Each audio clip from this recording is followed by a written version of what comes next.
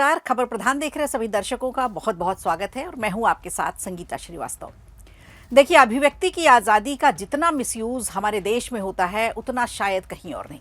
कहने को तो फंडामेंटल राइट्स है, लेकिन इसकी आड़ में कभी भी किसी को अपशब्द कह दो, गाली गलौज कर दो, देवी देवताओं के खिलाफ टिप्पणी कर दो, महिलाओं के लिए अश्लील भाषा का इस्तेमाल कर लो और भी न जाने क्या क्या इसकी आड़ में कहा सुना जाता है और नाम दे दिया जाता है अभिव्यक्ति की आज़ादी है। तो सोचने वाली बात यह है कि जब सुप्रीम कोर्ट फैसला दे रही है, देश की सर्वोच्च अदालत फैसला दे रही है, तो कब्र पीएम की क्यों खोदी जा रही है, वो भी अधेड़ उम्र के छात्रों के माध्यम से। किसी ड्रामा का एक डायलॉग है कि आतंकवाद सिर्फ सीमा पार से नहीं बल्कि कैंपस की विचारधाराओं से भी पनपता है। अब ये जिस वेब सीरीज का डायलॉग है उसको लेकर भी पहले काफ़ी विवाद हो चुके हैं, लेकिन गौर करने वाली बात यह है कि छात्रों के भेष में अधेड़ उम्र के लोग अगर देश के पीएम और गृह मंत्री की कब्र खोदने की बात कहें तो देश के सबसे प्रतिष्ठित संस्थान की शिक्षा पर सवाल उठते हैं, यूनिवर्सिटी के प्रशासन पर प्रश्न चिन्ह लगते हैं। देखा जाए तो इस तरह की मानसिकता वालों का कोई विरोध भी नहीं होता। सालों से पढ़ रहे हैं, बूढ़े हो रहे हैं यहाँ के छात्र, और यहाँ की यूनिवर्सिटी प्रशासन की तरफ से कभी कोई एक्शन नहीं लिया जाता। खैर, वीडियो में आगे बढ़ने से पहले सोशल मीडिया पर वायरल जेएनयू के इस वीडियो को देखिए।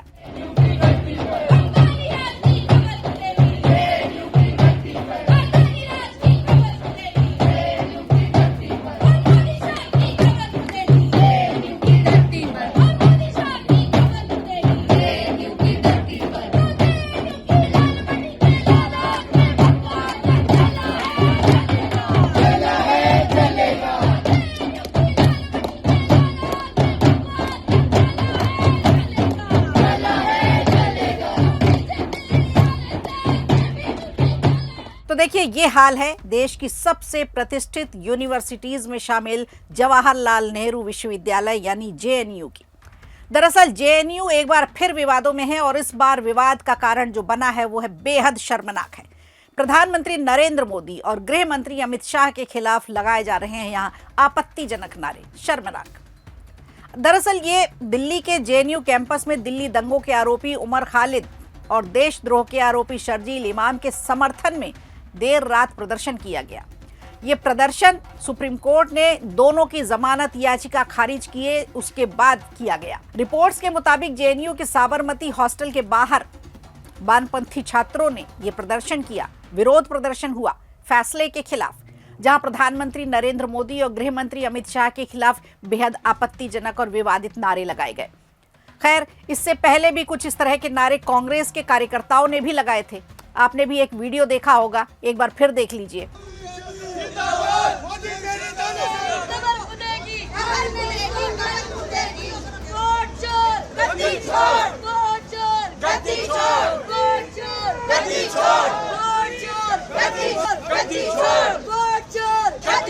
अब जेएनयू से इस तरह का वीडियो सामने आने के बाद फिर सवाल उठने लगे हैं कि क्या देश की सर्वोच्च शिक्षा संस्थानों में इस तरह की भाषा, इस तरह की सोच स्वीकार करने के योग्य है?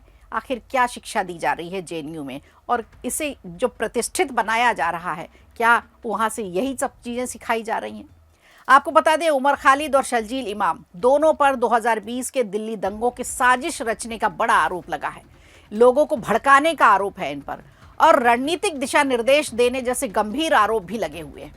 सुप्रीम कोर्ट ने हाल ही में सुनवाई की याचिका पर और अभियोजन पक्ष के साक्ष्यों से यह स्पष्ट बताया कि दोनों आरोपी दिल्ली दंगों में बड़ी साजिश में शामिल थे। इसी आधार पर अदालत ने उनकी जमानत याचिका खारिज कर दी है।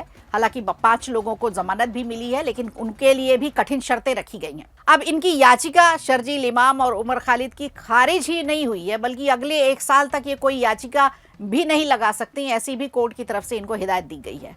तो आप सोचिए कि किस तरह के गंभीर आरोप इन पर लगे हैं और इनके समर्थन में है लोग। जेएनयू के छात्र देश की सबसे प्रतिष्ठित यूनिवर्सिटी और प्रधानमंत्री और गृह मंत्री के लिए आपत्तिजनक नारे लगा रहे हैं। लेकिन इसी फैसले के खिलाफ जेएनयू में रात के अंधेरे में प्रदर्शन किया गया, जहां न केवल सुप्रीम कोर्ट के फैसले पर सवाल उठाए गए बल्कि देश के प्रधानमंत्री गृह मंत्री के खिलाफ अभद्र भाषा का इस्तेमाल किया गया, जो कि बेहद ही शर्मनाक है। अब इस पूरे मामले पर राजनीतिक बयानबाजियां भी तेज हो गई हैं। बीजेपी नेता कपिल मिश्रा ने तो कल ही सोशल मीडिया प्लेटफॉर्म एक्स पर लिख दिया था कि सांपों के फन कुचले जा रहे हैं तो सपोले बिलबिला रहे हैं। उन्होंने ये भी लिखा था कि बयान देते हुए उन्होंने कहा था कि इससे साफ हो गया है फैसले से कि कहीं ना कहीं गड़बड़ जरूर हुई है। जेएनयू में नक्सलियों, आतंकियों और दंगाइयों के समर्थन में नारे लगाने वाले इस समय हताश दिख रहे हैं। नक्सली खत्म किए जा रहे हैं, आतंकी निपटाए जा रहे हैं, दंगाइयों को कोर्ट पहचान चुका है। तो वहीं दिल्ली सरकार के मंत्री मनजिंदर सिंह सिरसा ने भी इस घटना की कड़ी निंदा की और उन्होंने भी फैसले का स्वागत किया। उन्होंने कहा कि अगर इस देश में सुप्रीम कोर्ट के फैसलों के खिलाफ भी प्रदर्शन होंगे तो फिर बचता क्या है। ये लोग देश, संविधान, कानून का सम्मान नहीं करते। ये लोग ना देश की बात मानते हैं, ना संविधान की बात मानते हैं, ना ही कानून के फैसले का सम्मान करते हैं। प्रधानमंत्री और गृह मंत्री के खिलाफ ऐसी अभद्र भाषा जो है वो बेहद शर्मनाक बताई है सिरसा ने आरोप लगाया कि कांग्रेस और आम आदमी पार्टी हमेशा ऐसे तत्वों के पीछे खड़ी दिखाई देती है। वहीं दूसरी तरफ दिल्ली पुलिस का कहना है कि उन्हें इस मामले की जानकारी है, हालांकि अभी तक कोई औपचारिक शिकायत दर्ज नहीं कराई गई है। पुलिस भी इसी बात का इंतजार करती है, जब तक शिकायत नहीं होगी तब तक वो पहुंचेगी नहीं। पुलिस ने संबंधित जानकारियां मांगी हैं और मामले की जांच आगे की जा रही है। इस बीच जेएनयू यूनिट के एबीवीपी उपाध्यक्ष मनीष चौधरी ने कहा है कि उमर खालिद और शर्जील इमाम को बेल न मिलने पर प्रधानमंत्री के खिलाफ नारेबाजी करना पूरी तरह से गलत है। ये लोग दिल्ली दंगों में शामिल आरोपियों की रिहाई की मांग कर रहे हैं, उनका समर्थन कर रहे हैं। अब खबरों के मुताबिक जब ये नारे लगाए जा रहे थे उस समय जेएनयू एसयू के संयुक्त सचिव दानिश अली और सचिव सुनील मौके पर मौजूद भी थे। इसके अलावा वामपंथी संगठनों से जुड़े कई छात्र भी वहां मौजूद रहे। आपको बता दें, जेएनयू इससे पहले भी कई बार देश विरोधी और विवादित नारों के लिए सुर्खियों में रहा है। ये कोई पहली बार नहीं हुआ है यहाँ।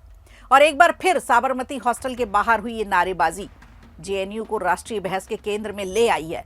अब बड़ा सवाल ये है कि क्या अभिव्यक्ति की आज़ादी के नाम पर देश के प्रधानमंत्री और गृह मंत्री के खिलाफ इस तरह की भाषा को कितना सही ठहराया जा सकता है? क्या इनके खिलाफ कार्रवाई नहीं होनी चाहिए?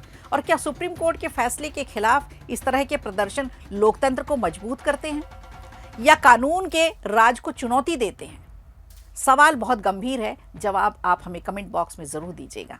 वीडियो अच्छा लगा हो तो लाइक कीजिए, शेयर कीजिए और कमेंट बॉक्स में हमें जरूर बताइए।